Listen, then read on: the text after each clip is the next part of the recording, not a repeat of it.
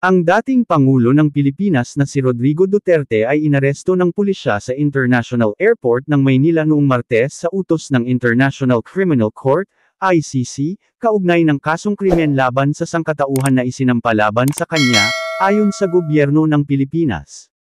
Inaresto si Duterte matapos dumating mula Hong Kong at dinala siya ng pulisya sa kustodiya sa utos ng ICC, na nagsasagawa ng investigasyon tungkol sa malawakang pagpatay na nangyari sa ilalim ng marahas na kampanya ni Duterte laban sa ilegal na droga, ayon sa pahayag ng tanggapan ni Pangulong Ferdinand Marcos. Pagdating niya, ipinaabot ng General ng Prosekusyon ang notifikasyon ng ICC para sa isang arrest warrant sa dating Pangulo para sa krimen laban sa sangkatauhan, ayon sa pahayag ng gobyerno. Siya ay nasa kustodiya na ng mga awtoridad. Ang hindi inaasahang pag-aresto ay nagdulot ng gulo sa airport, kung saan ang mga abogado at mga katulong ni Duterte ay malakas na nagprotesta dahil hindi sila pinapayagang lumapit sa kanya kasama ang isang doktor at mga abogado matapos siyang dalhin sa kustodiya ng pulisya.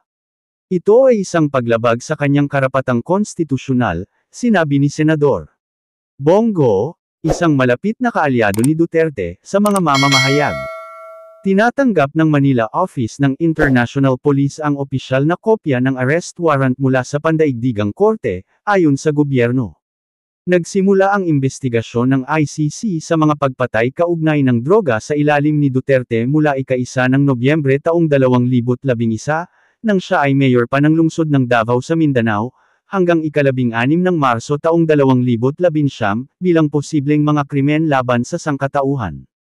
Inalis ni Duterte ang Pilipinas mula sa Rome Statute noong 2019 sa isang hakbang na sinasabi ng mga aktivista para sa karapatang pantao ay layuning iwasan ang pananagutan. Ang administrasyon ni Duterte ay nagsikap na ipatigil ang investigasyon ng pandaigdigang korte noong huling bahagi ng 2021 sa pamamagitan ng pag-aangkin na ang mga awtoridad ng Pilipinas ay nagsasagawa na ng investigasyon sa parehong mga paratang, na nagsasabi na wala ng jurisdiction ang ICC, isang korte ng huling pag-asa.